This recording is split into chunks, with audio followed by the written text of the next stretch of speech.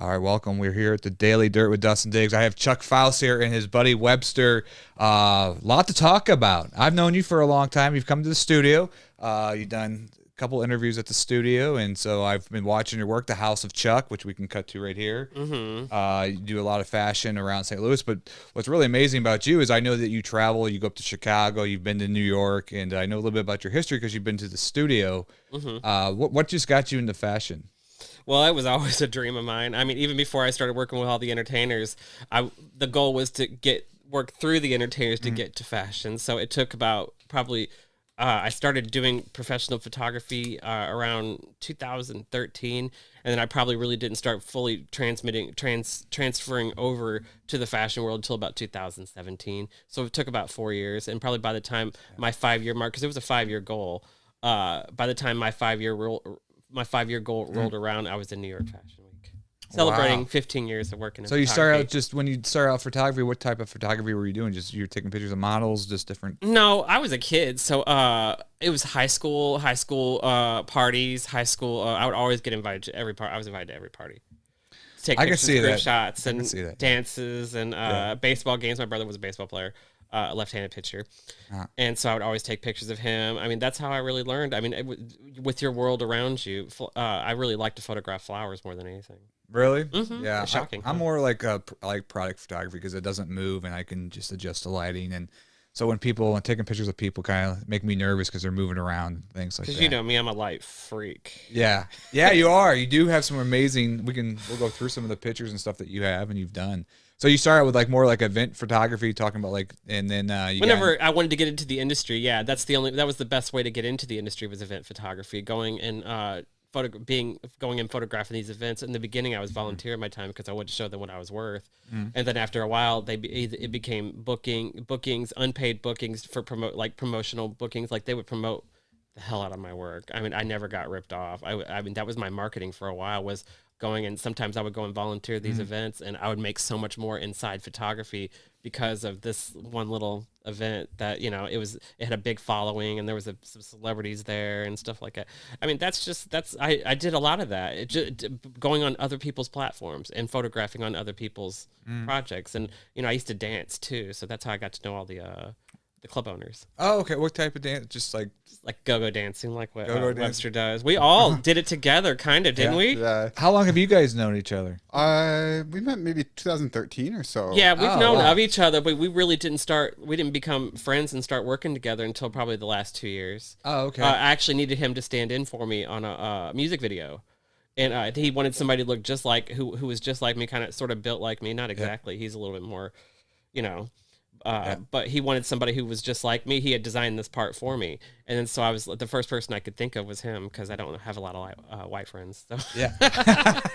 Well, I opened the door because he was a little early, and then I opened it, and just at first glance, I thought he was you. I was like, "Oh, what's up, man? What's going on?" And he's like, "He could pass for me. Could pass for me. Yeah. He could pass for me." We thought about there was a couple of they're working on a film about me now. A friend of mine wrote a book, and he was casting somebody to play me in his film, and they casted this 19-year-old kid who looks just like me.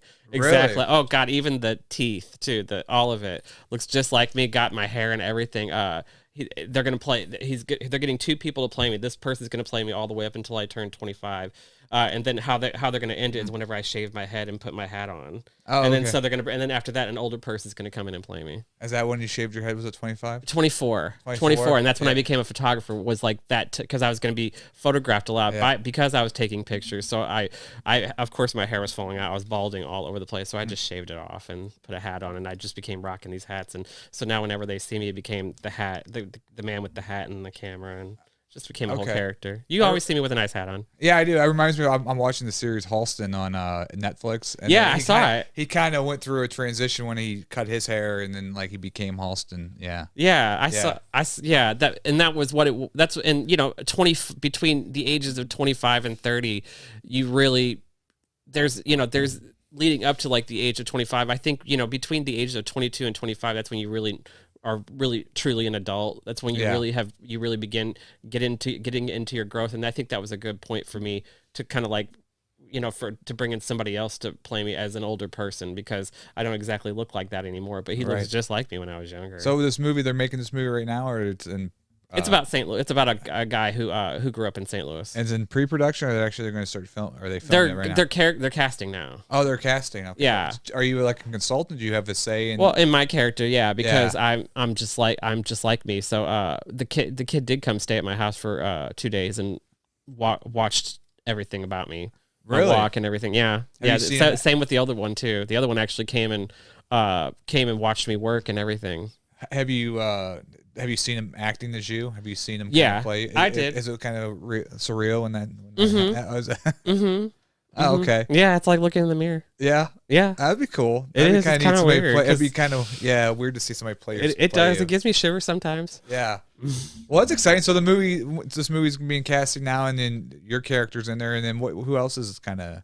I can't reveal it too much. Okay. I can't. I'm just letting it know. There's going to be a couple of films probably out there within the next few years where I'm going to be in it. My character is going to be in it. Chuck the character.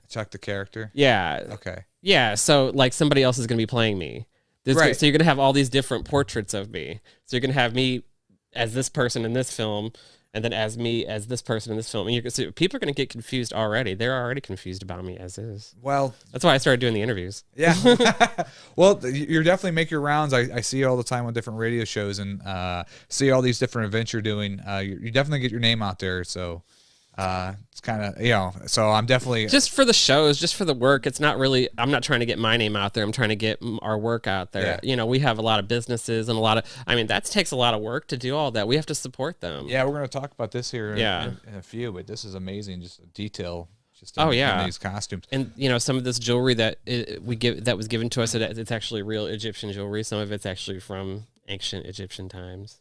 Really? Oh yeah. Wow. Yeah, and that was my goal, was to possess something from that time period, something some sort of connection to that time. Yeah. Because we wanted to do it right. That's why we got the really nice. We wanted to make sure we did extensive research on. We wanted to make sure we had all the different headpieces, because there were so many different headpieces. Yeah. So many different crowns. The different gods and goddesses and what they all meant.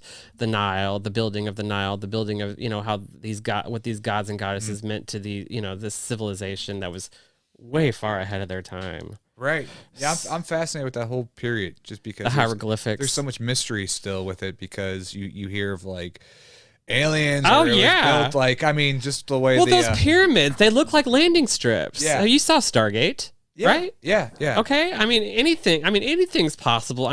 When you look at how the Sphinx perfectly lines up with the architecture, the beauty, the detail that it took into creating something like this. Who knew? Who knows what Egypt was capable of back in those days, especially in Alexandria. You forget Alexandria, that was the place you went to for knowledge. They had the Great Library of Alexandria. Oh, yeah. And so there were all different walks of life that went to Alexandria, throughout history. And we're doing research into the 5 queens of Egypt. So these are the 5 women who sort of blazed a trail in Egypt, and these are the women who kind of shaped Egypt into who they are today. What 5 women are they? Oh my God, I gotta pull up their names because they're the names. Okay. It's so difficult to pronounce. Okay. But there's one, the first one, she was the queen mother. She was only queen for a really short time. The second one, she was queen. She really continued right where the other one left off. She was an actual queen, but she wasn't queen for too long. And then Nefertiti, you know who Nefertiti was? She was number 3. And then there was another one. Her name was Arsinoe. Now this one fascinated me. This is the niece of Alexander the Great. Oh, okay. She married a Greek. She married somebody Greek. He was a Greek. He was a Greek leader, a Greek. God, I don't know. I don't even know what it was. A Greek dictator, a Greek king or something. I think king. Married him. The marriage didn't work out. He eventually died. She was the ruler of Greece. She fled back to Egypt, persuaded her brother to marry her, and she quickly became the ruler of 2 worlds. She brought more peace, prosperity, and resources to Egypt than any other ruler in history. This is Alexander the Great's niece. Very fascinating. There's not very many series about that time period. And because of these women, women had more rights in Egypt than anywhere else in the world back in that time period. Right. Isn't that fascinating? That is fascinating, yeah. And then how we're going to end it is with Cleopatra. And then so what we did was we did some extensive research. We've been working on this since we finished our Roaring Twenties project last summer. Okay. And we found new evidence that justifies that Cleopatra was of African descent. We found a documentary where they found her sister's dead body right outside of Greece and right borderline Greece and Turkey. Okay. She was found in a basically it was like um a roadway of heroes. She was buried in a roadway of heroes, and I think we still need to figure out why she was buried there. I think with all the evidence that we found, we think we know why she tried to save Egypt. And because when Cleopatra and Caesar got together, her family saw that as a threat. And it was written in her father's will that Caesar was supposed to intervene if her and her brother were to ever have a conflict. They were supposed to rule Egypt together when her father passed away, Cleopatra's father. And then so whenever there was a conflict between them two, I want to know what created this conflict. Okay, so and then we dug a little bit deeper and we found out that Cleopatra and Antony had known each other long before Caesar was even a part of the picture. So we found out that Cleopatra and Antony had met when they were 14 years old, when she was 14 years old. So isn't it possible that Cleopatra could have seduced Antony and they could have plotted to take over the world together? Because in all the evidence that we found, Antony was her only true love. She never loved Caesar and Caesar never loved her. So all you see in the movies and the history, all that stuff, that's it's just made up. She was just using him to take over the world. I mean, the Nile was not doing so well. There were several droughts. I mean, the golden era of Egypt was pretty much over at that time. She didn't have the grand army that her father had. This is probably about two or three generations after Arsinoe, the one we were just talking about. Yeah. But that still took place during the Ptolemy dynasty. And so, but of course, the story ends with Cleopatra because after that, Egypt fell under Roman rule. And of course, what was it? When did this take place? 34 BC? Around then. When she died. Yeah. And then, so 34 years later, guess what? Jesus Christ died on the cross. And then here we go. Right. All the way up until now. I think now we've had more religious freedom than ever. There's more religious outing. There's more people are, there's not as much division when it comes to religion as it was back. Back then there was a lot of freedom when it came to religion back then. And then all of a sudden, we had this whole entire, 2,000 years of we were all supposed to believe in one thing. Now we should all be allowed to believe in whatever we want. All paths lead to the higher power. Yeah. And so here we are, we're going back to the beginning before all this conflict happened, before all of this happened, just 34 years before Jesus Christ died on the cross. So the show that you're going to do, you're going to kind of show this to the audience? Yeah, just these three different stories, the gods and goddesses, the five queens of Egypt, and we're going to end it with Caesar and Cleopatra, with Antony and Caesar and Cleopatra. And, and so here's the twist to the story. We found more new evidence. Like I said, we found Cleopatra's sister's body. She saw that as a threat to Egypt. She caught them in bed together, her sister. She attempted to assassinate Julius Caesar. And you're going to Cleopatra's sister, yeah. Okay, and you're going to show all this in the show? Not in the show. We're going to videotape all of that, and then we're going to use it as visuals in the show. Yeah, but the first two parts, and then there's going to be parts of Caesar and Cleopatra in the actual show, but we're not going to show everything, obviously, because we don't want the show to be too long. Right. But we're going to uncover all of that on about the whole sibling rivalry on what if she would have killed Caesar. And we'd be telling somebody else's story. What if she would have killed Cleopatra? Oh, and she became queen of Egypt. Do a Tarantino kind of like almost. It is because I get the feeling that Caesar knew about Antony and Cleopatra. I get because whenever Arsinoe tried to kill Caesar, he banished her to Greece to live in an Egyptian temple outside. To live in a Greek temple to live in Rome. Was it Rome? I'm not sure. I think it was Rome. I'm pretty sure it was Greece. He sent her to live in a temple over in Greece, and she was banished there, and he kept her alive there for 3 years. And then the night that she died was the same night that Caesar died. She was killed by Mark Antony. I didn't know all this. Did you know that? You didn't know that? I know a little bit about the history, but I had no idea. I found this documentary. It was made back in 2018. It was when they found her dead body, Arsinoe's dead body. What was it called? It's called Cleopatra: The Portrait of a Killer. Okay. And it talks about how she killed her brother and her sisters.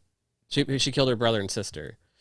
So basically, and that's how kind of we're going to end the story is whenever Antony kills her, and then she goes back to Egypt. Remember, she after Caesar dies, she gets on her ship and flees back to Egypt. She doesn't return to Egypt for 3 years. She doesn't return to Rome for 3 years. Okay. To claim Antony. Yeah. And then after that, you know the story. I know the story from just the movies, but like we were talking about. But we wanted before. to end it where he kills her, sister. Okay. That's how and then Cleopatra gets on the ship and goes back to Egypt. And the reason why we want to do that is because we know the story. We know what happens. They go back to Egypt. They plot to take over the world. They come back here to claim they come back to declaim her son's rightful place on the as dictator for life or whatever. That doesn't go down well. They have the great battle of Actium. Egypt loses. Rome goes back, invades Egypt. Cleopatra kills herself. Right. I remember all that with the. Yeah, so we know how movies, but we know how all that ends. We know how all that. Yeah. We know how all that. So what we're doing is just adding a different take on it. That's cool. So we do that with all of our shows, though. how you lay it out? So you've been doing your research, the history. Obviously, we can show this now to the audience. This is the king's pharaoh's hat. One of them. I mean, look at the detail on this. Whoever made this really spent some time on this. This is This is amazing. Yeah, I would try it on, but I have a huge head. I would love to put that on my head. You want to try it on? You want to try it on? Sure. Webster. Oh, Hats on. Because we watched all the films. We watched all the. You look like the Ten Commandments. Yeah. Ramses. Right. Exactly. That's a queen's hat. Queens. Oh, that's cool. That's like that's a nephew. That's what material did you use? I don't know. Yeah, I don't know. It's kind of like a I don't know because they were able to bend it right now. I know it's light. It's very light and just to think durable though. I mean, it's very durable. to think back in those days they used real gold. Yeah, Can you just imagine how heavy that was? That would be super heavy. Yeah. Yeah. That's cool. Yeah, I love it. Those are awesome props. I know. They're amazing. I know. Very expensive. Yeah, but I'm scared to touch it. Oh yeah, I know, but it's okay. I mean, they're probably only gonna get used once. Oh man. Well, no, I'll rent them from you. We'll make some kind of skit or something. That's what we're gonna do. We're gonna rent them out because they're really expensive. But I mean, I had to have them. I mean, when you're doing something like this, you got to do it right. Right. We have about 8 different designers coming in. We decided to go a little bit more this time and add a little bit more to our show instead of doing 5. We decided to add 8 because we had so many people wanting to do it. And then we had so many models wanting to be a part of it, because we took all the Egyptian gods and goddesses and made all the cast members Egyptian gods and goddesses. And then also cast members from Caesar and Cleopatra. We added some to there, and then we added some to the 5 queens of Egypt, just so everybody could have a space. So just talk about the prep though. So you're getting.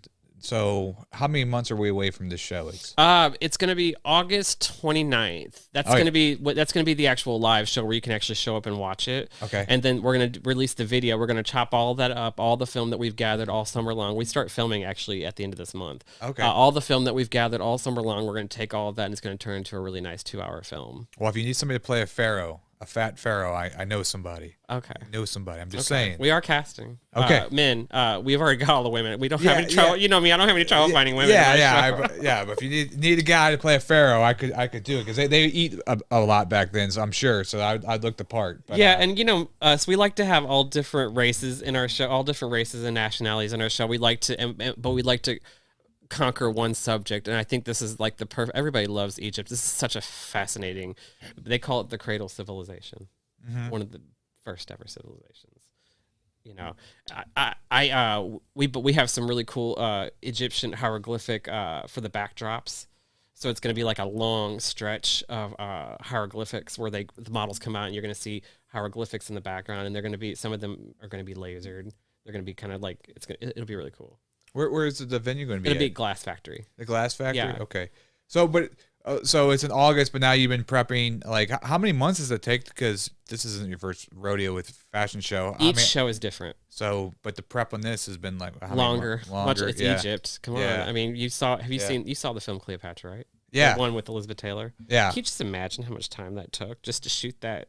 Oh Scene? yeah. The scene. Like or the Cecily D. DeMille like films like Ten Commandments. Yeah, we watched it. We watched Yeah. it. We watched. Like- We didn't watch the Ten Commandments yet. I need to watch that. I watched the Exodus one. Oh yeah. I've seen.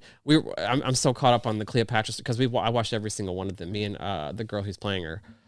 We watched every single one of them. We wanted to do either two things. We wanted to try to put them all together and have all these different girls play Cleopatra, or we were going to do it in such a way where we were going to tell a different story. So what we decided was to tell a different story, kind of like what we did with last season with the Roaring Twenties. We told the story of Betty Boop. Oh, okay. Yeah. Yeah. And we brought in Ariel Houston to play Betty Boop, and she really became sort of what she really kind of had like a method acting type of thing. She really channeled her and really became her. She was there was nobody else out there who looked like her. You can pull up the commercial if you want. Yeah, let's play some commercials here. We're going on your YouTube channel, House of Chuck. Is this the commercial here? This is the Egyptian one. Oh, let's play this one first, and then we'll.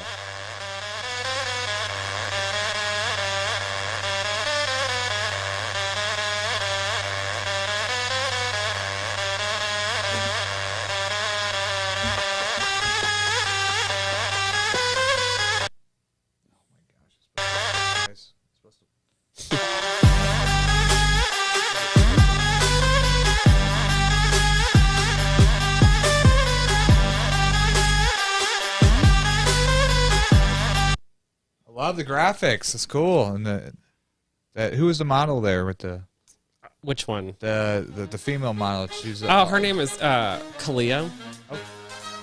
her outfit was awesome. Yeah, she's the one playing Cleopatra. Oh, okay. Yeah. And Webster, he's playing Caesar.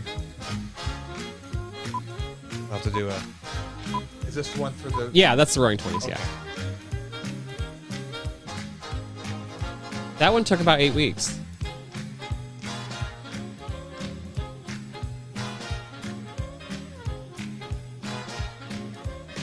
Wow, I forgot Hardy, right? Charlie Chaplin. Oh, that's Charlie Chaplin. Okay.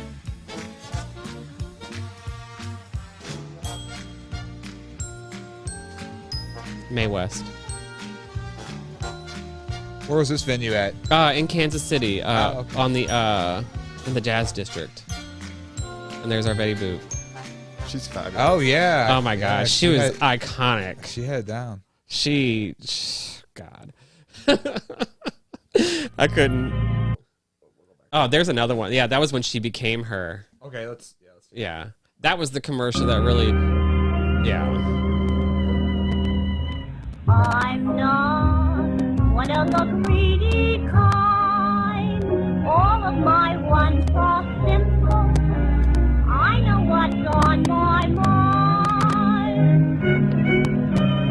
I'm not resting until I find what would make your eyes listen with joy. Now listen, big boy.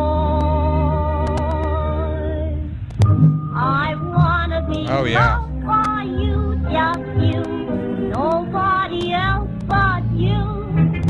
I wanna be loved by you alone. Boop, boop, ba-doo. I wanna be kissed by you, just you, nobody else but you. I wanna be kissed by you alone. Yeah. I love it. Yeah.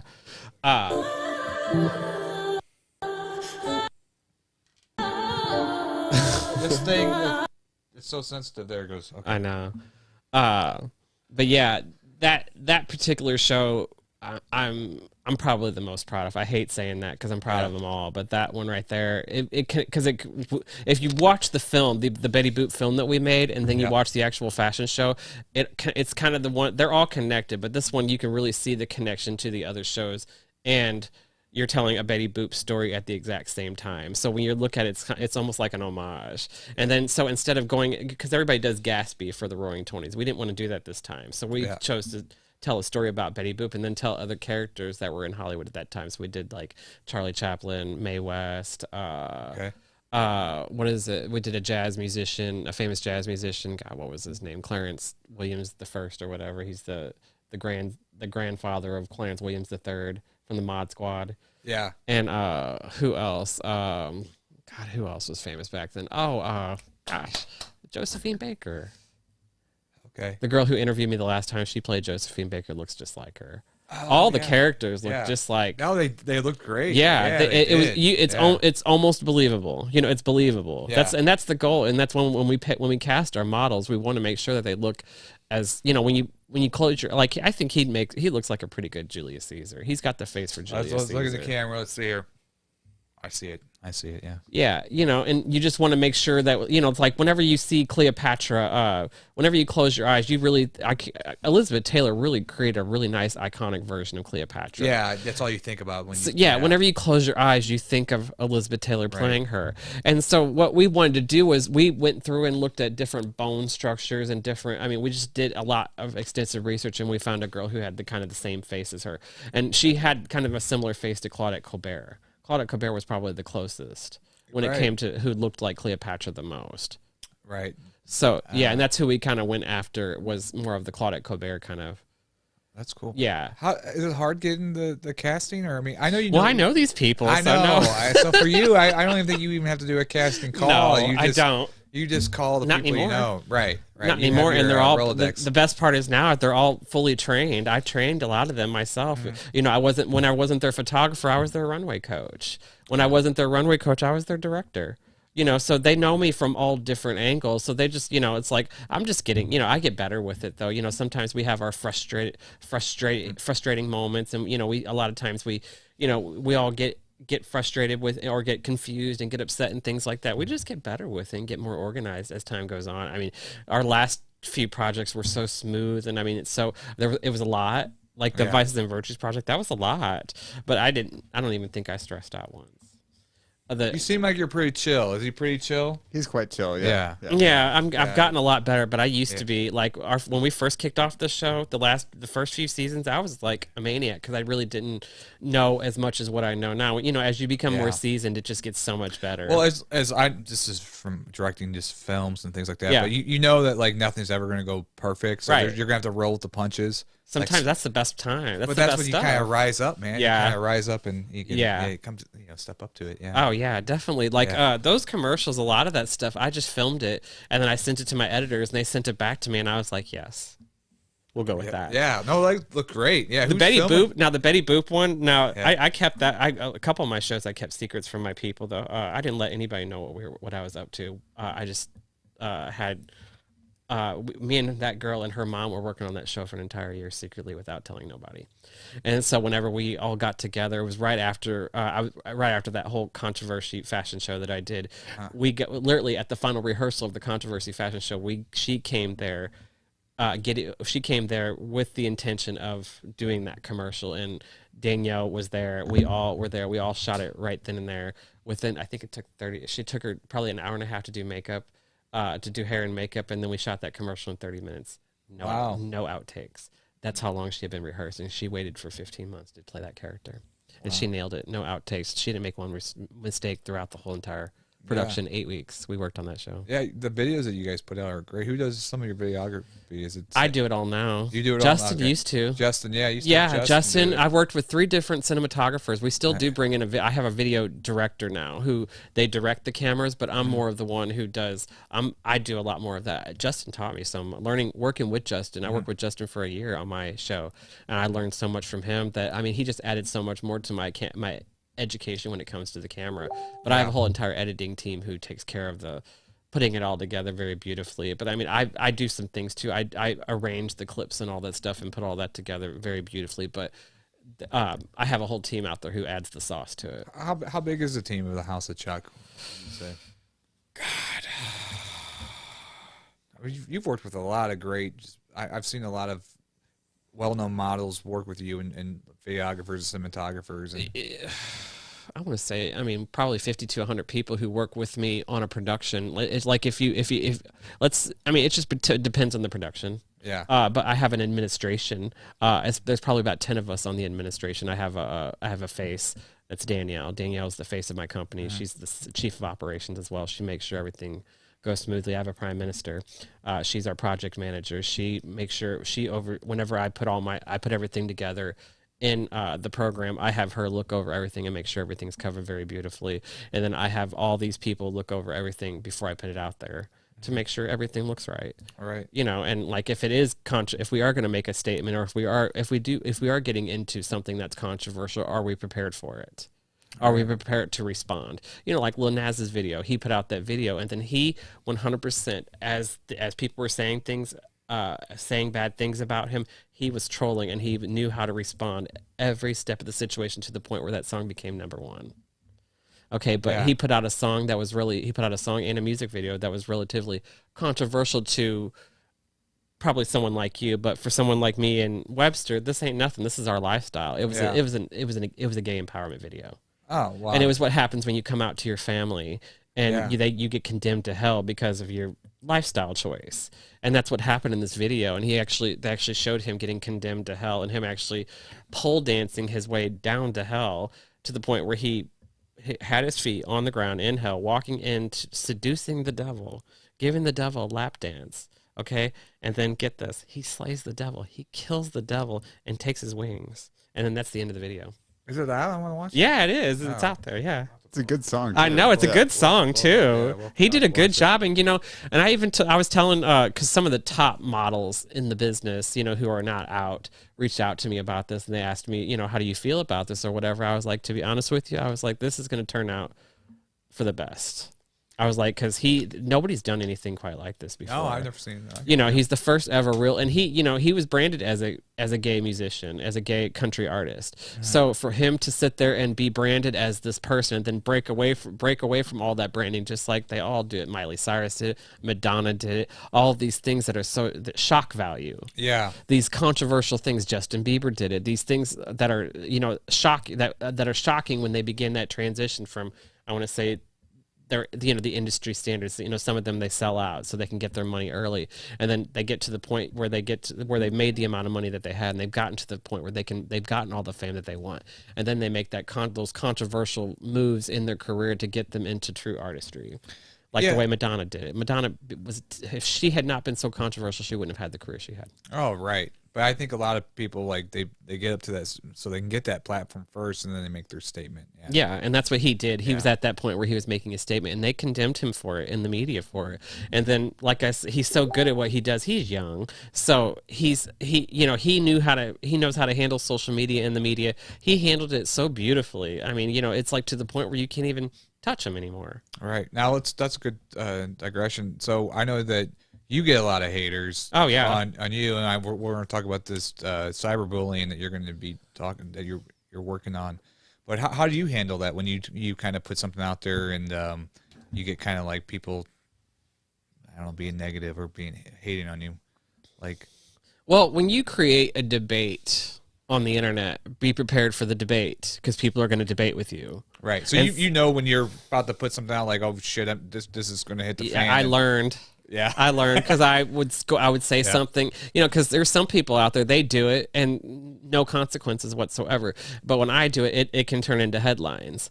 So you have to be prepared to be challenged. And I got into a debate with this organization. They disagreed with me. I felt that the glory of the LGBTQ movement belonged in the black trans community, because it was a black trans woman who threw the brick at the police. And so we decided to take that fact, just like what we do in all of our shows. We find new evidence and we turn it into a story.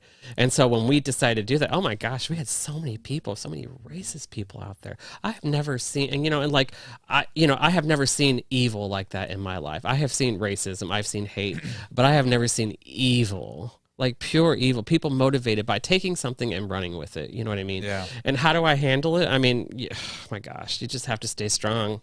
I mean, the shows help. The creativity helps. Having friends, that helps. Having people who actually know you.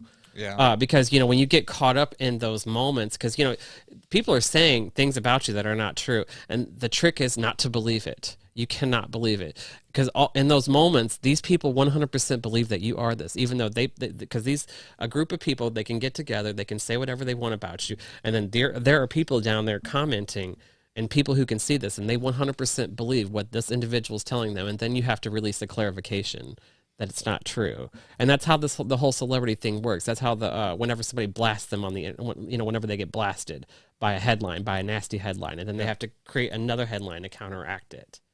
That's what you got to do. You have to counteract it. So you have to, whenever you get into a debate with somebody, be prepared for the debate. So like the worst things to debate about, obviously politics, religion. Yeah. What else? What else is the worst thing? Oh yeah, Politics, sports. Yeah. Well, politics. The weather. The weather. Yeah. You can't help the weather. Yeah, or the pandemic. I'm sure that there's people that have different beliefs and different things. And so, the conspiracy theories. The conspiracy theories. Oh yeah, that always comes out. Yeah. You never truly know the truth. But so I think we did this. We did this to ourselves. We were all running around so busy, so crazy, not living consciously, all living on our phones, not talking amongst one another, not sitting down and actually having a genuine conversation about the meaning of life or anything like that. We were playing around, video games, all this electronic stuff, up, finally it exploded.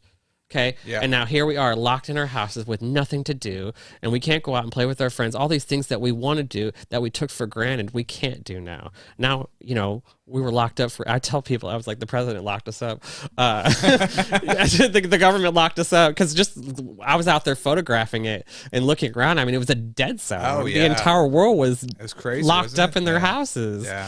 So, I mean, and I felt like, and you look at everything else that happened. Okay, we had forest fires. We had sandstorms. I mean, I felt like it was like the 10 plagues of Egypt all over again. Hence why now we're doing Egypt. All the riots and things too. Yeah. I mean, and these were things that needed to be talked about. Oh, I was so proud of the way the world responded to George Floyd. Oh, I thought so too. Yeah. Yeah. This was something that needed to be talked. I mean, I had just had, like I said, I had a situation where this organization was racist to my cast members, and like I said, like 2 months later, that happened. Yeah. And like it was to me, it was a relief for me and for my cast members. I'm sure that this stuff, we need to talk about this. It needs to go mainstream. Okay, because it's like I said, it's a health issue at this point. It's a mental health issue. Because why are you raising your kids to hate on somebody just because they have a different skin color than you, or different sexual speak, orientation, or something? or speak differently, or speak a different language, or have a different different lifestyle, eat different food. Why are we sitting here judging these people? We're all made differently. If we were all made the same, the world would not be as interesting as it is today. No, it'd be boring. We wouldn't be entertained by movies and Egyptian civilization. Yes. Well, let's talk about the cyberbullying database. Is that the right description for it? So pretty much what the cyberbullying database is you go and you report if somebody's bullying you, you fill out this form, and pretty much what it does is as soon as you hit submit, it starts tracking them. Okay. And it sends me an email pretty much every, depending on the urgency of the situation, between 5 minutes to an email every 30 minutes to every hour. Was it tracking? So I know. Was it tracking? Social media information, cell phone information, emails, everything. I can see it all. Oh wow. Yeah. Don't fuck with Chuck. Yeah. Well, they're right? when you're getting to the point where you're making up lies about people and you're putting people's lives in danger. And I have seen this not only happen to me, but to other people closest to me. And I have been working in IT for 25 years. I've watched these people do these things. I've investigated my own cases. I've had people try to kill me, and I've investigated and found the people who tried to kill me. So when you have that type of gift, you can do that to help people. You can use your powers to help people. And what I do is I tell you what I do. I do everything I can to help people. I try to find the facts. I try to provide them with as much information as possible, and then I advise them on what they need to do. Like, they can go to the media, they can go to the lawyer, they can go to the police, they can take to social media, organize your own little cancel culture group and cancel these people out. Okay, things like, because that's what happens. You piss somebody off, you say no, you tell somebody no. Let's say somebody auditions for my show. I'm sorry, we're not casting right now. We're all filled out. This model gets mad, takes to social media, says all kinds of nasty things about me. I have nothing. I can't sit there. I can't respond. Right. So all these people think these horrible things about me just because I'm sorry, I'm not casting right now because we have a full cast. Yeah. Well, I that happens all the time. Is people, you have to reject people because you're doing some kind of art thing, and maybe they don't fit that part for that thing, and then people take it personally. And yeah, that's the problem is we're taking it too personally. Yeah. You know, and it's so easy for us to just get angry and take to social media every time we don't get our way. Yeah. Yeah, it's annoying, it's frustrating, and I've seen a lot of people get hurt. I've seen people kill themselves. I've seen horrible, I mean, it's a really sad situation. I do believe that everybody deserves to have the answers that they seek, and that's mostly why I enjoy doing it so much is talking to people. Yeah. And knowing that I'm not alone out there, because I've been I think I'm probably one of the most targeted people in St. Louis. Well, I know for every the day. Younger generations too, like the kids in high school and stuff. I couldn't even. Could you imagine? I don't know how old you are, but you're probably close to my age. But growing up with social media, I didn't get my first cell phone until I was like 17. I was just out of high school, right when social media had really become a thing. MySpace was while I was in high school and middle school. MySpace was out. We had AIM and all that stuff. I had my own website because I was always ahead of my time. I had my own website. All my people used my website to do all their to post all their pictures and stuff like that. I had kind of like a blog back then as well. Way back then. Right, but can you imagine if but if everybody had like sure. Yeah, I mean it's 10 times it's have to be tough on kids' self-esteem to grow up in high school. Just to go through high school itself was tough for everyone, but now people are talking bad about you on social media or putting stuff out there. Yeah, I know. You can't, no matter what, it's either when they're not in your face, it's on social media. When it's not on social media, it's on your cell phone. Yeah. I mean, they're in your text messages, your emails, everything. They come at you. There's so many different security holes. Like I said, I work in IT. I got my degree in cybersecurity, so I know all the holes. Yeah. It takes one to know one, right? Right. Well, so if they're interested, I mean, if they have an issue, not if they're interested, but where can they go find this database, or do they reach out to you? Go onto my website at www.hocm365.com. Okay. Is that the right one? I should type it in. Yeah, type it in, and then thank you. Yeah. That's WordPress. Oh. I bought that one too. HOCM. HOCM. Yeah, that's an F. What? Go back. That's an F. There. Oh, HOCM? Yeah. Okay. 365? Yeah. Okay. .com? Mm-hmm. So here's the website and there it is, cyberbullying database right over there in the corner. You fill out that form, and I'll reach out to you within no time at all. I think it's a good thing that the first thing I do is talk to them and hear their situation and just do what I can to comfort them, because that's the first thing they need is somebody to comfort them. Yeah. Yeah, I get really emotional whenever I see some of these stories. You can only imagine the stuff I see. That's why I do the shows, is to kind of get my mind off of it. Yeah. Yeah, I get really knee deep into the creativity, because that's what that's like your escape. It's a distraction from all of that. But I've been doing that for years. Somebody came after me in 2016, an entertainer, said some nasty things about me on the internet. And I didn't like what he said, and I refused to take his picture. I refused to work with him, and I got condemned for it. I screenshot everything, document everything, and when I refused to work with this entertainer, they took his side. They said that he was in the right. He had every right to say these type of nasty things about me. Now the individual is apologizing to me for not the entertainer, but the individual who stuck up for him. Right. I was like, so you mean to tell me as a business I can't protect myself? It's okay for this person to say whatever they want about me, but it's not okay for me to protect myself. And I even tell myself about working in the LGBTQ community. I was like, how come I was never allowed to protect myself? How come these businesses are not allowed to protect themselves from malicious intent? I was like, your staff members go absolutely berserk all the time, and they go out there and they're harassing these LGBTQ businesses, these businesses who sponsor Pride Fest. The president of Pride St. Louis went off on a bar owner. He was one of the biggest sponsors of Pride St. Louis, went off on him on the internet. And she ended up having to resign. Wow! Just because people need to stop airing their dirty laundry out on social media. It can kill people. Yeah, it's horrible. I try not to post any all positive stuff. All positive stuff. Yeah, I don't vent or moan on Facebook about issues I have with whatever. We've all done it. I mean, yes. I've seen it, but but I mean, I'm not against people that do it. I just try not to. I just try to make it more as a entertainer. I'm trying to entertain people. I do too. I like to entertain. I like to advertise too. I like promoting other people's stuff too. Yeah, I love it. Yeah, I feel like, I like me. I work in fashion, so as long as I'm promoting fashion, I'm doing the right thing. So that's what I do. I'm not in competition with anybody. I'm just promoting fashion. And, all the way up until before we released House of Chuck magazine, we kept all of our resources secret because we were always afraid everybody was going to steal our resources because we had some of the top-notch people coming to work with us. Yeah. But because of the pandemic and because businesses are trying to reopen and stuff like that, we changed our tune. Now you can see all of our resources on House of Chuck magazine.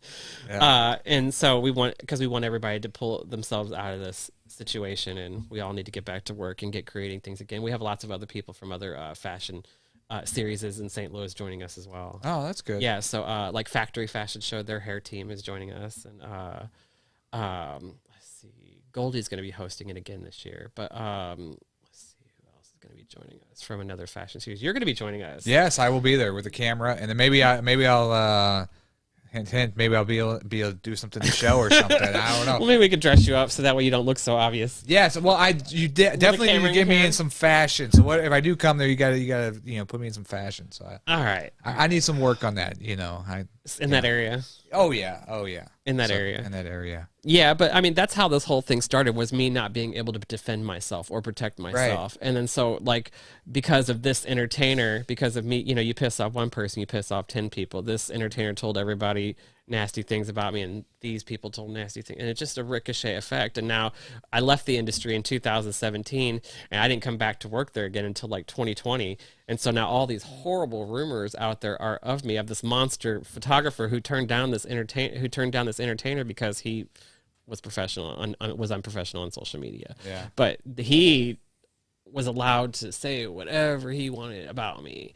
So, I mean, and like here, and I'm always hearing these things. I'm always hearing these stories. I'm always hearing stuff that was made up about me. I was like, wow, you really need to get a life. I was like, all I do is go home. I work and I go home. It sounds like this entertainer, though, it all caught up with him, because eventually, if you're a bad person, I believe, this is just my own personal belief, that eventually it's going to catch up with you. He doesn't get booked anywhere. Yeah, right. I don't see him anywhere. Yeah. Yeah. So, I mean, you reap what you sow. So, I mean, I don't wake up with the intention of wanting to do something bad. I have so many other things I need to worry about. That's the least of my worries. Yeah. It's like, that's why, it's just important to keep yourself busy. Look at this. Yeah, let's look at the jewelry. So some of this is from Egypt, and then where did you get some of the other stuff? We ordered some of it. We found some of it online.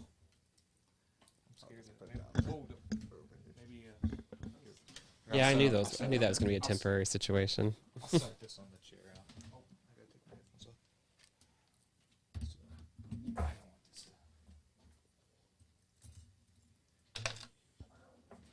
Actually, we have an overhead camera above here. Oh, okay. Let me see if I can switch it to it. Okay. The audience will be able to see it, maybe. Are we live? We are live. Yeah. Oh, okay. So there's the shot right there, Chuck. You can see on the TV. Oh, yeah. So here you go, guys. This is some of the jewelry that's going to be in the show. Oh, hold on. Wow. Yeah. These are real pieces right here. So is this. So are these. Those are cool. These and look at the detail. Oh, those are cool. Isn't that cool? That is cool. Yeah. Oh, man.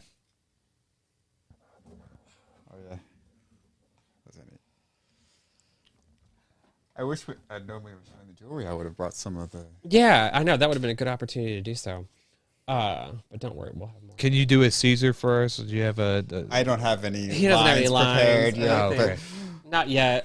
We're going to be working on that actually this week. Actually, I just finalized the scenes and all the different locations that we're going to do, but we're going to be working on lines next. What kind of locations did you get? Just different areas of St. Louis. Yeah. We were gonna, it's like if we would have had the budget, we would probably go to some place like Las Vegas to shoot it or something like that. Oh, that'd be cool. It would have been nice to have been given like $100 million budget to rebuild Egypt and all of that, and use it and turn it into like an attraction or something, because they don't have an actual Egyptian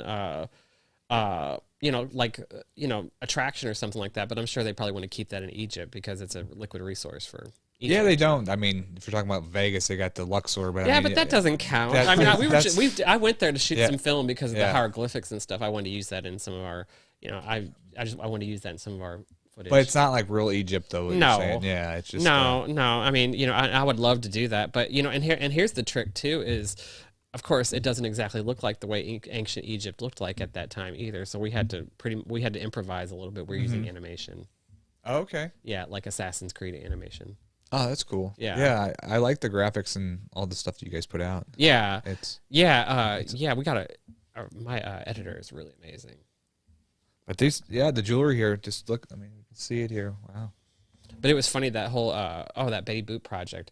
I didn't even tell anybody what we were working on. We just we showed up with and shot that commercial, and then I sent it to my editor, and I get a phone call from my editor. He's like, "Chuck, what are you up to?" I was like, "Just trust me." Yeah. And so and sometimes my cast members are like that. They're like, "We just got to trust our director." They're like, "What is Chuck up to now?" Because the story that was brought to them is now a totally different story. So like he's watched it go through so many variations. I'm sure your head was spinning for a while. The Egyptian one or the Egyptian one? Yeah. That's what happens when you work on something for a long time. It changes. And it's expanded. I remember at first it was going to almost looked like it was just going to be Cleopatra at first, and then you added these other 3 chapters. Well, I felt like Cleopatra was just scratching the surface on Egypt, because you're dealing with Egypt, you're dealing with Rome, and you're dealing with Greece. So, but you're not covering Egypt and Egyptian history. This is the end of Egyptian history as we know it, ancient Egyptian history. What we wanted to do is go back and tell more of the story. So there's only one way to tell that story, is by telling the 5 queens of Egypt. The oldest queen of Egypt is she dates back further than the most. She's the one who actually helped build the Egyptian pyramids. So this is I think this is as far back as they can go as far as documentation, as far as the queens of Egypt. Well, 3 of them you talked about, I'd never even heard of, so it's just something new to me. Nefertari. Yeah, you've never heard of Nefertari? I heard that one, but the other 3 you talked about, obviously Cleopatra, everybody's heard Cleopatra, but the other 3 you were talking about. Yeah, Arsinoe. That was the one I was most fascinated by, was the niece of Alexander the Great. Yeah, Alexander the Great, the man who conquered the world, the man who built a grand army, and who did more than, who conquered more than anybody, and died at such a young age. He died at 32 years of age. Yeah, 32. Yeah. Yeah, and then so he had a niece. And he had a child too, but I think he had a child. I think he did have a child. I'm just going from the movie. So that's how I get my history, folks. But this lady was the niece, and she was the ruler of 2 worlds, and she idolized herself after some Egyptian guy. I've read them all, so I have to think of them all. But she idolized. She thought that she was the reincarnated version of one Egyptian goddess or something like that. But they all thought that they were a reincarnated version of some god or goddess. Yeah. Egyptian god or goddess. Yeah.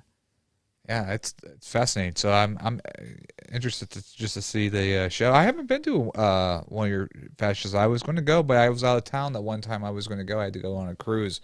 It was 2018, that one. I forgot. You came to the studio, and then you had that big show coming up, and then I wasn't able to make it. Was it the burlesque one? Yeah, it was that one. Yeah. Yeah, that was a really... You had the mask on, and it's like, that's your... I see that photo all over the place. Yeah, that was the story of my go-go dancer days. Yeah. The first 4 seasons are stories of my photography career. Really? Each of them are exact stories. Yeah. That's cool. But I like, from the footage I've seen of your shows, it's very storytelling. And the set design, like I've been to fashion shows and it's just like a runway and people come down, but you actually have like the set design, the lighting, just like what we saw with the Betty Boot thing, and it's neat. It's like a real like Broadway show almost. Yeah, it seems that was the goal, because we have some people in our shows who are over the age of 40 who have always wanted to do Broadway, and so whenever we created that, especially the Betty Boop show. That one was more like a Broadway production. It looked like because she was a Broadway dancer. The baby Esther Jones, the original, the person who was originally who created Betty Boop, the Betty Boop character, she was a Broadway dancer. So that's what we created, was a Broadway show. We told her backstory, because the Betty Boop show did not come into play until it became a show in 1930 and was a show all the way up until 1939. Right. Yeah. So what we did was we told the 1920s. We told her backstory leading up to the show. That's cool. Yeah. Right. Yeah. So you don't miss anything. You watch the show. It doesn't hurt the show. We did a lot of research into the lawsuit, the famous lawsuit that where it was she was an actress who she attended one of Baby Esther Jones's Broadway shows, and she stole her act and exploited it and used it to get into Hollywood. And then so a crooked Hollywood director took her pictures, her headshots, and took that and created the Betty Boop animated character. And then she tried to file a lawsuit against the studio, saying that he stole her character. Well, get this studio executive was so brilliant. He found the original Baby Esther Jones, and he got her to testify in court against that actress who stole that girl's name, who stole that girl's act.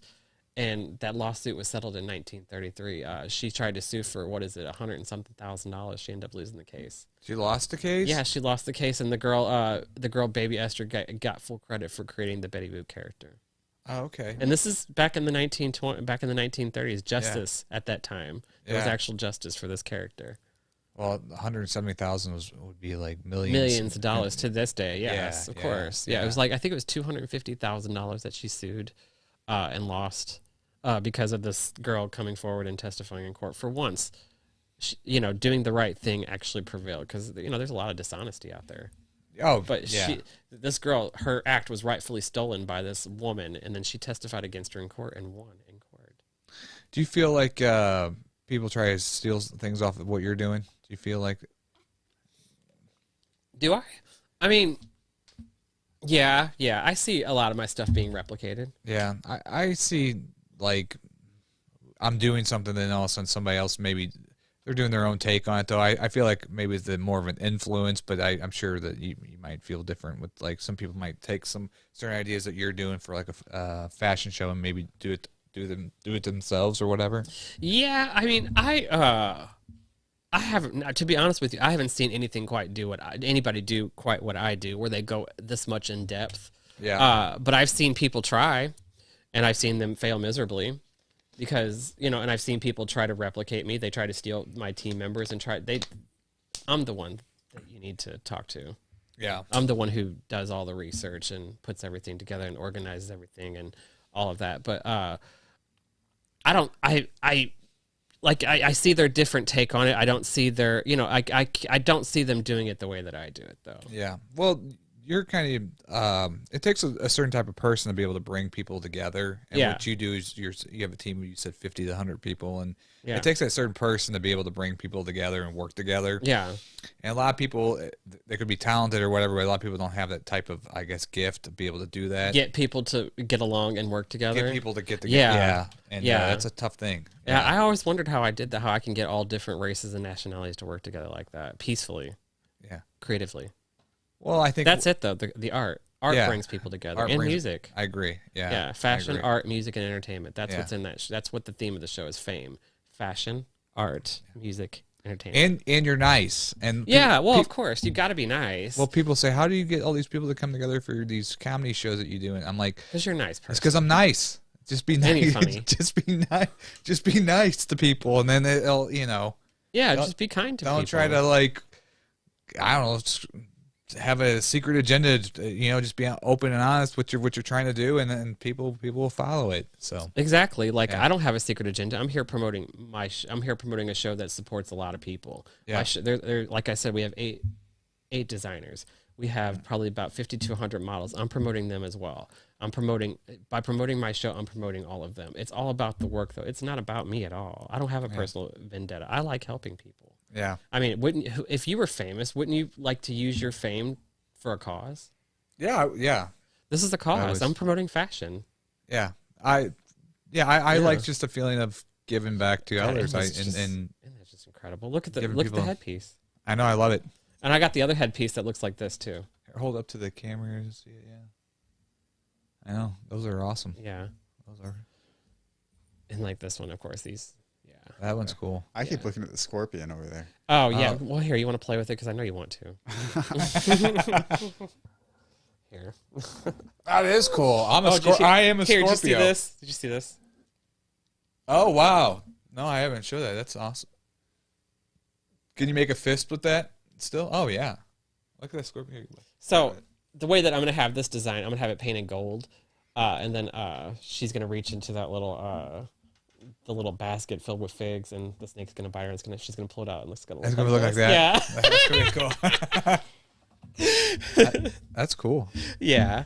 So yeah, but I mean, yeah, this is what I've always been doing this, and when we created the House of Chuck magazine just during the pandemic, we just basically made all of our resources public. That's pretty much what we did. I mean, I worked on it for probably about a month, putting it all together, but I went in and I found all my, just all my designers, all of my, you can now look it up on House of Chuck magazine. There they are. You can reach out to them, contact them, get if you want to buy an outfit from them, please do. And so that's what we do with all of our data. Whenever we finish a show, we put them on our website and we promote their social media page, and they can go on there and buy that outfit or buy a custom design from that designer. Let's see. Where can we... Go over to Maximum Exposure Fashion Series. Oh. Yeah. Actually, if you want, you can hover over Maximum Exposure. I'll show you. Yeah. Go back up. Here. Go to designers. Okay. Which one? Yeah, 15 years. Okay. That's fine. Yeah, the website looks nice. And you scroll down. This is one of our first productions. There's a commercial. There's another commercial. You scroll down, and here's the designer. That's the designer's logo. There's their contact information. Here's the model, and then you can just scroll through. You can scroll through. Go back up. Scroll through these? Yeah. Oh, I see. Mm-hmm. Oh, cool. She's hot. I went to school with her.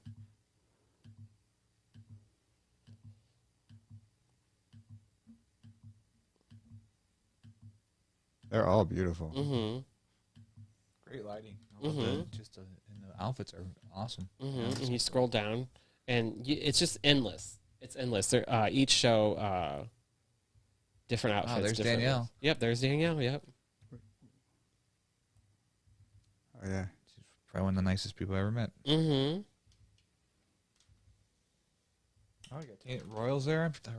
Those guys are great. Isn't he? Yeah. Yeah, me and him practically grew up together in the nightclub scene. Just keeps on going, Chuck. Yeah, there's more Yeah. and more and more. Tons. I got different seasons, different designers, and that's what it's all about, is promoting any kind of design, up and coming designer, seasoned designer, different age groups, different There's her races. again. Yeah. You can accomplish a lot with fashion. I mean, look at those outfits. Those outfits are. There's Mika. Yep. Awesome. Mhm. Those And are great. each show does that. Now, have you ever wanted to design your own clothes? Do you ever do anything like that? I sketch. I don't. Sketch? I can't sew, so Oh. I don't do that. Right. I need to learn how to sew. I did take a home economics class. Maybe I should. Yeah. But no, I have a friend who's a designer. Her name's Tennille. She's in all my shows. She's our house designer. She's on our board of directors. She does all my outfits for me. She does? Yeah. Oh, okay. Yeah, and a lot less stress on me. Right. I'd rather have her do it, to be honest with you. And She you didn't make this, but You like that one outfit with you had the mask and the leather for your burlesque She show. made that. She made that. Yeah. But did you sketch that out or no. Oh, she made that for me. You just showed up and she's like, "Here you go, Chuck. This is." No, she makes outfits for me. She Okay. goes through, she watches videos, she does all kinds of homework and finds outfits that she gets ideas, and then she creates it and then has me come over and try it on, and then she fixes it, and then I go and get photographed in it. Okay. So I have to, and that's the whole goal, is whenever I go and photograph these events now, I have to advertise her brand at these events. Well, And that's doing- only fair, yeah. Right. Well, isn't that how they do it? Yeah. Who are you wearing? What are you Right, wearing? Right. Are you going to have like a red carpet on before the event? Because you're going to have a lot of like celebrities coming to the show in Yeah, August. we'll have a red carpet. We'll have a step and repeat. Okay, Yeah. that's cool. Yeah. Well, what's the future? What's the future for you? What's the future? Yeah, what's? I mean, this Egyptian thing's going to be pretty big. Well, they're all. I think- the last two or three were pretty big, but I don't know. I mean, I would like to. I would like, one thing. My biggest fear is giving up creative control. That's the one thing I cannot do.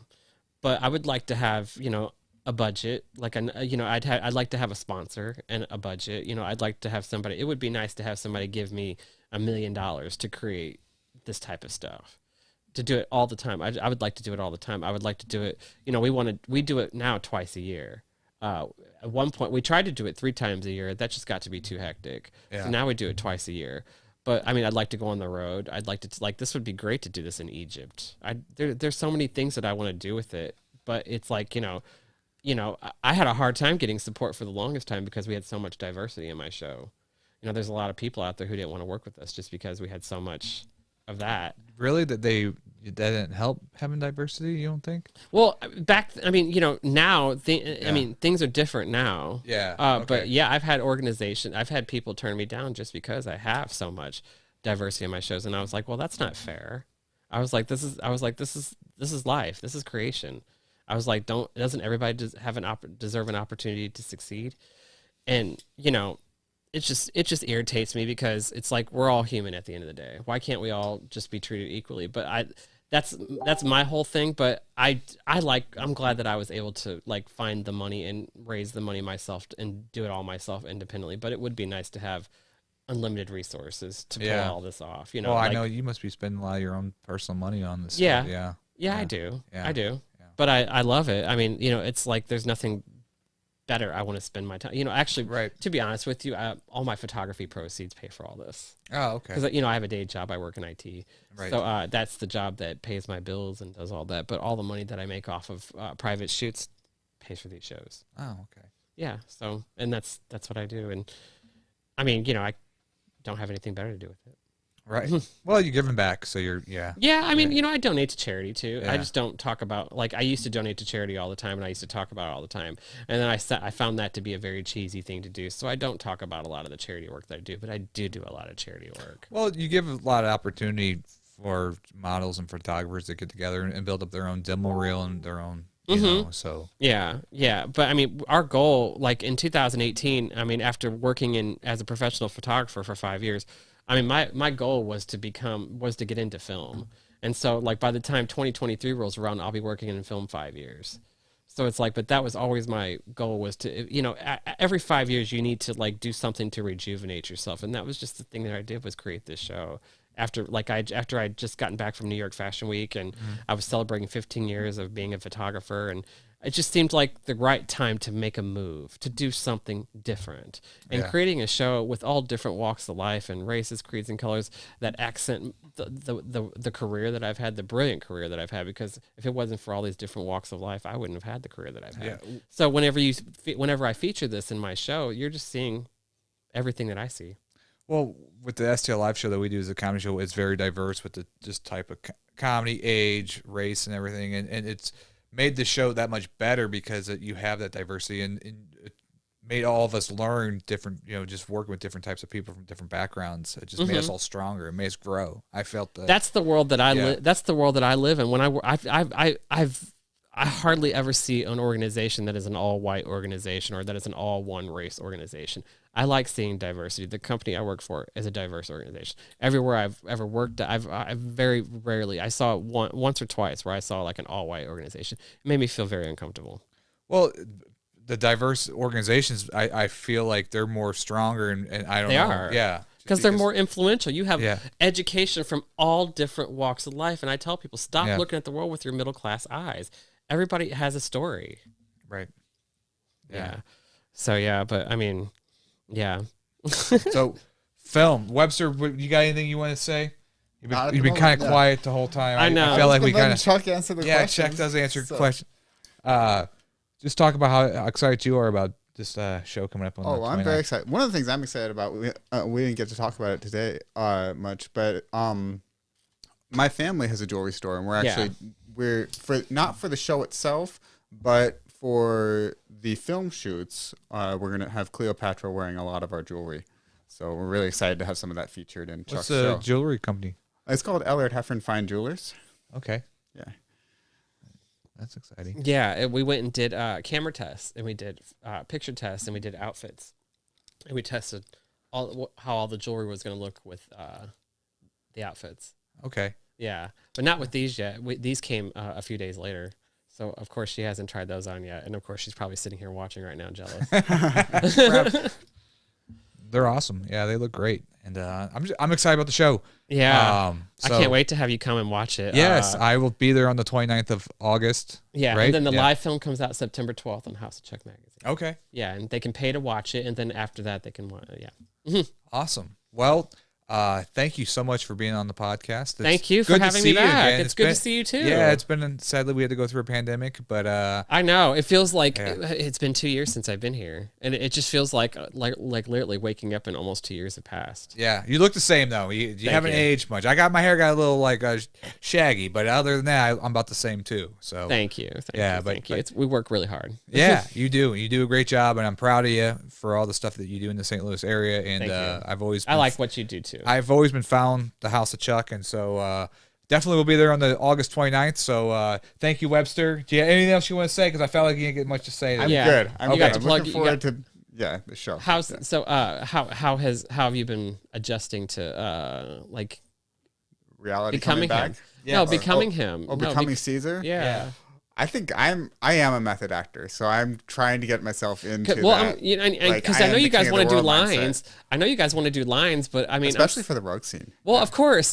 But here's the thing: I kind of want you guys to improvise. I really don't want to write anything down. Okay, well, I'm gonna watch different versions of the rogue scene and really understand the dialogue. I think you should watch I think the one that I'd really like you to do is the Claudette Colbert version. The one with the one that Cecil B. DeMille wrote. Okay. Yeah, I think that would be better because it's more comedic. Got it. Okay. You know, it was more.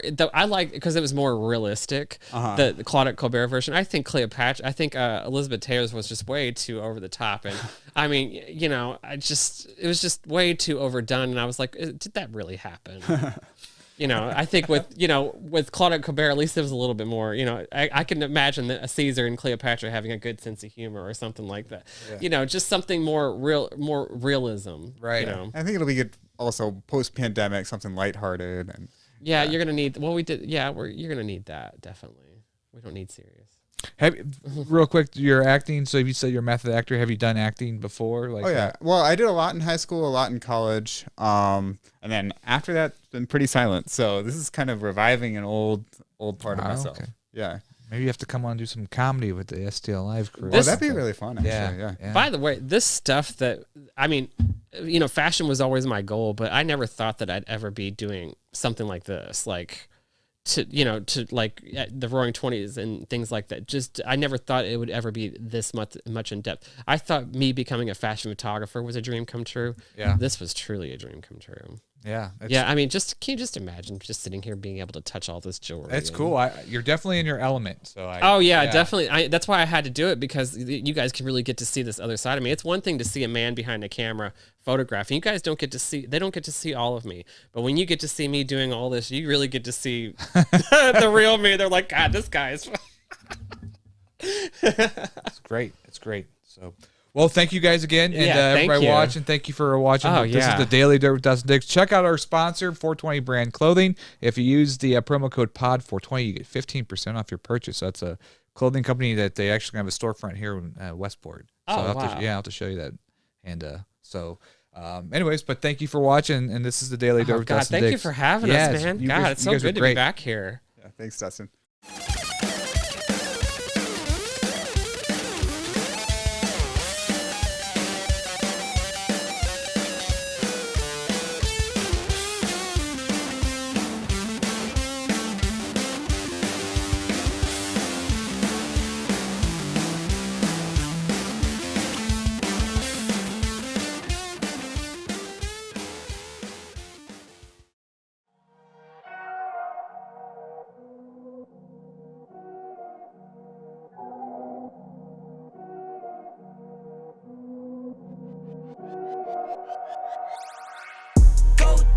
Go beast on them.